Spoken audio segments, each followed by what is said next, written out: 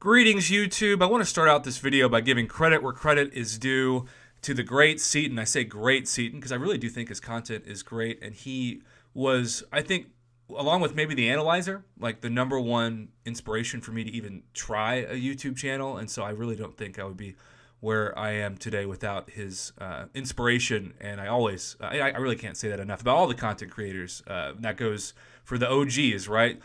Dork Lessons and Rich the Man. Brian Grant, so many people. I call them like the original Avengers. When I think about who started this game on YouTube and who's sitting around that Marvel table, it's those guys. And I'm just kind of eating some popcorn outside the window, admiring their work, and hopefully not creepily, thanking them for their service and their inspiration for what hopefully I eventually was able to contribute something to in this amazing YouTube community of MCOC. I want to also say I've done some research on my exact spending behavior on this game, and I actually overestimated how much I've spent on this game. And that shocked me to the point that I didn't believe it. And then I went back and I realized that, for over the first 2 years, for about the first 2.5 years that I played this game, I wasn't on YouTube. So, I didn't really spend money. I would spend like $10 here and there or $1 for the Champion's Choice Crystal or something, but I wouldn't spend money. And the other thing about this game is, for a while, other than the rare offer, which maybe came once a week, but maybe even a couple times a month, there really wasn't much to spend money on besides units, and I never spent money on units because I would always hoard my 4-hour crystals and my potions and revives. And then for a while, there wasn't even inventory caps, so several of you watching this remember the days where you could hoard 100 potions and revives and just never have to worry about spending units on those. So for the first about 2 years that I played this game, I spent less than $1,000 total. In fact, I might have spent less than $500.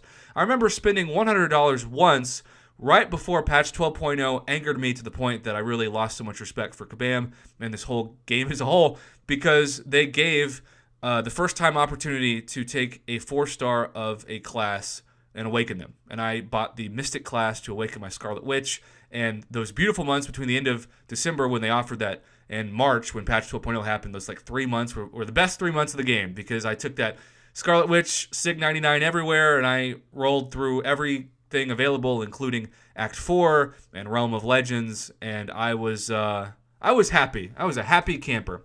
And then I started up YouTube. And I want you to know, okay, so Prof, what did you get for grinding the arena every week and not really spending much money on this game? Well, I didn't get much. My best champion, and people have confirmed it because they send me screenshots sometimes to laugh at me, but it was true, was when I first started YouTube, like my very first YouTube video, was a 4-star, and at this point I hadn't used the 4-star rank down tickets, so he was rank 5, I think like Sig 60, Hulk Buster. Hulk Buster was the natural face of my account. He was my best champion. He was a 4-star. Now, thankfully, this did not last. But Hulk Buster and Miss Marvel and Guillotine were my 3 best champions. I would bring them into Alliance Quest map 5, I guess, but the prestige was so low, wasn't that big a deal. I would, of course, not have Suicide Masteries. I didn't even know what those were. I would build up to the special 3 with Hulkbuster and then fire it off, especially when the champion got down to like 25% health, and that would be really great.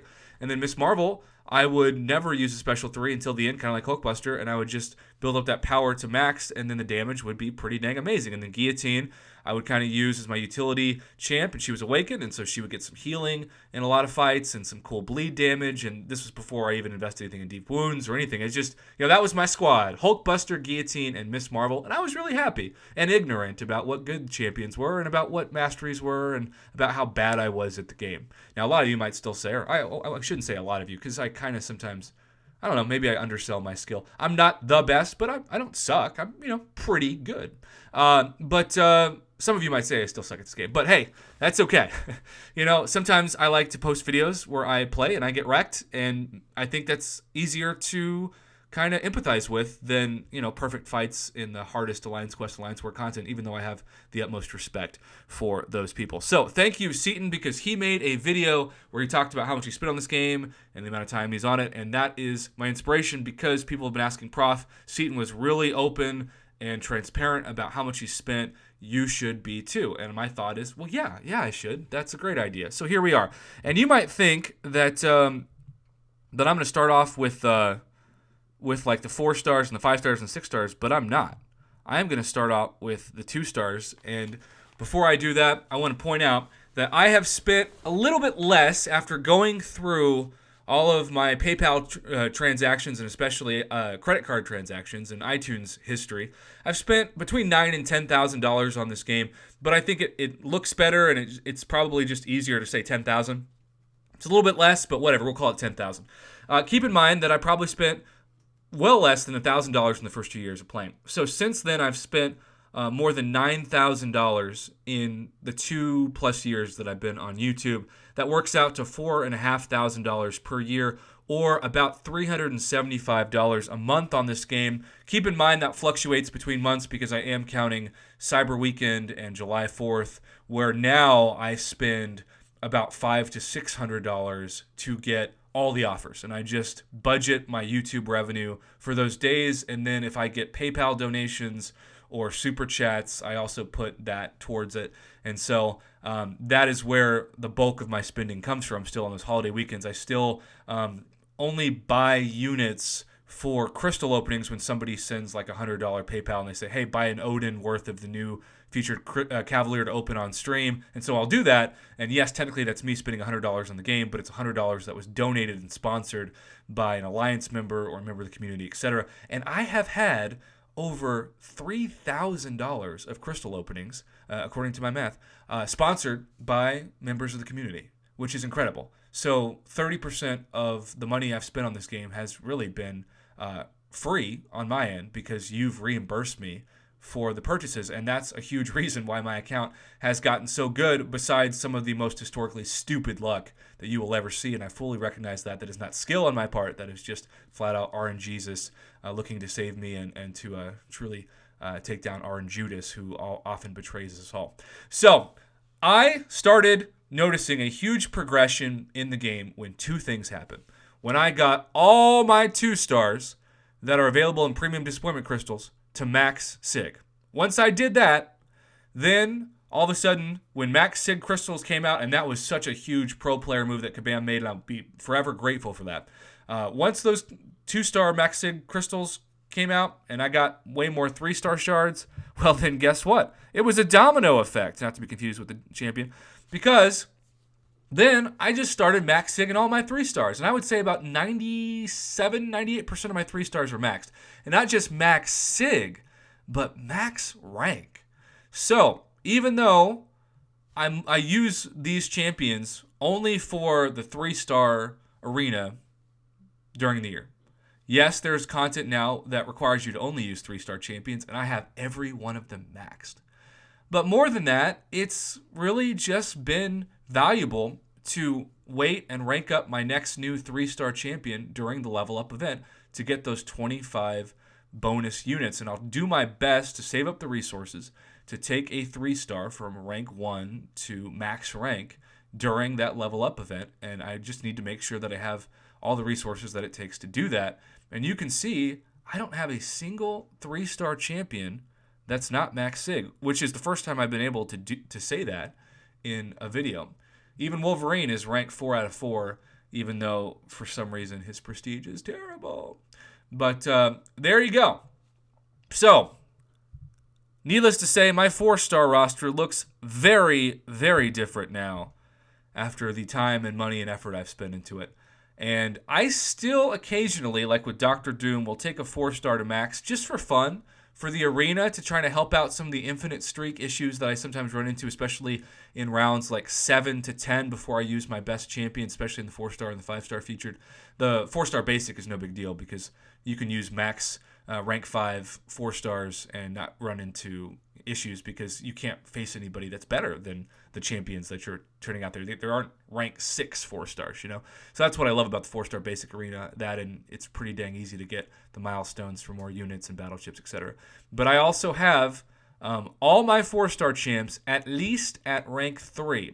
And I also save, with those 3-star rank ups, new 4 stars to take to rank 3. And I think maybe I'm also maxed out on those. Let's just keep scrolling down and see who's my worst 4-star. What's up, Wang? Yeah. Man, That's also the first time I've done this in a video. So that's pretty cool. So I max sigged all my 3 stars. Now, most of my 4 stars are max sig. And that really allows me, along with my crazy soul-crushing arena habit, an arena addiction, let's call it what it is, to open a 5-star or 2 a week. And there are several weeks now where I open 3 to 4 5-stars a week, and that blows my mind because it used to take me well over a month, maybe even 2 months, to open a 5-star basic champion. Let's not even talk about featured. And I am so proud of this 565 roster. I mean, it is just the greatest hits of amazing champions. I even max sigged my Corvus after pulling 6-star Aegon this week because I figured, well, I'm not going to max sig a 5-star Aegon and a 6-star Aegon, so I'll put those sigs into Corvus, and if you don't believe me, you can see he's now level 200, Glaive of Immortality. I almost always say immorality, and it just sounds like he's an evil guy, which maybe he is.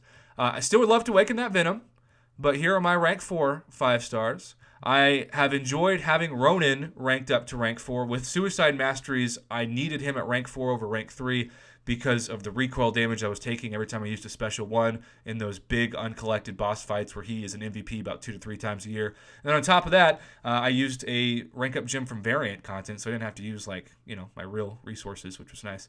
And then I've got several 5-stars at rank 3, including Domino, and some people are like, Prof, you should still take up your Domino. I'm like, yeah, probably. And maybe I will when I have nobody else to take up in a level up an event, but for now I'd rather save the tier 2 alpha. And so, yeah, you can see most of my 5-stars are awakened. Somehow, the Winter Soldier has eluded me, and I have not been able to awaken him, which I think is kind of hilarious at this point. And most of my other champions, or Rocket Raccoon, also haven't been able to awaken. Or Green Goblin. My Battle Room bestie, Miss Katie Candy, has a 6-star awakened Green Goblin before I have an awakened 5-star. But, if we're talking about just straight luck, this is the dumbest part of my account. This is just the most, Prof, you're flexing. I'm tired of you talking about your 6-star roster. I think I do it out of guilt. Like, I really do feel guilty for having this kind of roster because, yes, I've spent about $10K on this game, but I know a lot of people who've spent maybe even 10 times that and don't have the best 6-stars that I do. They have more 6-stars than I do, but, of course, there's a lot of trash champions. I haven't had the curse of opening yet that I'm sure will come in my future. I still, and I better switch it out because the best 6-star now, which was not popping up, is Aegon. And yes, after that rank up video I did, he is exactly Sig 100. If I knew that I was going to pull a 6-star Aegon dupe before the year 2030, I actually would have wailed out and spent $50 this month on the 6-star Sigs to get him a guaranteed 10 plus a chance to get another plus 5 or 2 into him. But, now I will. Every time you see a 6-star Sig Stone deal, no Prof is going to wail out for it from now on because I'm going to do my best to take Aegon to Sig 200 as fast as possible. And that is pretty dang slow when you consider still how rare those 6-star Sig Stones are. Some really surprising MVPs of rank ups that I've done that I think is worth mentioning. Rank ups maybe not, but Ronin as a 6-star is incredible. I love fighting with Gamora as a 6-star, Guillotine Awakened, and Storm. Oh, sorry guys, for those of you who just did Alliance War. Storm Awakened is incredible. Human Torch is so much fun. The Hood is truly underrated, and I also love that I got to awaken him as a 6-star. Like, I can't believe that I have been so lucky that I've awakened Aegon and even like Hood before Abomination or Beast or Winter Soldier, or I just can't awaken Winter Soldier to save my life apparently. And I also want to say, as far as the 5-star rank ups, that Ghost Rider, I had a lot of people tell me, like, don't 565 Ghost Rider, don't awaken him. That's a bunch of BS. He's amazing. He saves me so often, especially in dungeons with suicides, because, of course, he's bleed immune, and then his regen is still incredible, and I can start several fights and end them with better health than I started, thanks to his abilities. And then Omega Red and my boo Quake are still my 2 favorite champs in the game. I've been saying for a long, long time, way back when it was very unpopular. But Quake was a top 10 champ, maybe even a top 5 champ, and I still believe that. And I think the majority of the community has come around to that, and I'm proud of that early stance. Besides that, I have to say that Red Hulk, Awakened, Sig 200, has been phenomenal. If there's one rank up that I regret using the resources on, even though I love him dearly and he's a good friend of mine, Captain Bay convinced me to take up Void to 565, and I don't have the mastery points that I once did in Despair, And I just feel like I did not notice much of a difference at all between how fast I was able to end fights with Void. This was before I turned on Suicide Masteries and had Despair maxed. But at rank 4 to rank 5. I'm sure it is a difference, but it's not a significant difference. And that is a huge difference, literally, between the 565 capabilities I saw when I took Blade up and Stark Spidey up and Omega Red up and Ghost up and Captain America Infinity War and Hyperion for sure. So there you have it, YouTube. This video is also getting quite long, and I don't usually like that. So I'm going to end it here, and I just want to say a final thank you to everybody, all the OG content creators that inspired me to start a channel. I hope and pray that I'm able to pass that along to some new content creators who have watched my channel. Part of my goal of showing you that I get wrecked all the time and that I spend my life in the arena is to let you know, if you do that too, that like, hey, you should try a YouTube channel. It's possible to make some success, and I will say most proudly that even though I've spent about $10K on this game, my YouTube channel, even after taxes are factored in, has made about 4 times that amount of money. And when I started YouTube, I thought maybe someday I'll actually break even on my MCOC purchases. That'd be like the coolest thing ever. And so now that I'm actually making this into a legitimate side hustle, if you will, that gives me the flexibility to travel and meet you all in person and attend things like New York City Comic Con and host broadcast meet and greet sessions like I did in Chicago and California last year. Shout out to Zachary Savoy and Mom Bear Clan. And now I will in Canada coming up in June. I'm just very thankful and very blessed, and I can't say that enough. And it's because of you all, not because of myself, that I'm where I am. So thank you for continuing to watch the videos I upload and come by and say hi in the streams. Thank you especially to everybody who's donated. DTA and Casey at the top of the list, Pep 1000, my boy. So many of you have invested so much. Jordan Bell comes to mind. Butters. So thank you. I'm going to end this video now and just say again, thanks for watching. And here's to another 4 years. Hopefully the game is still around.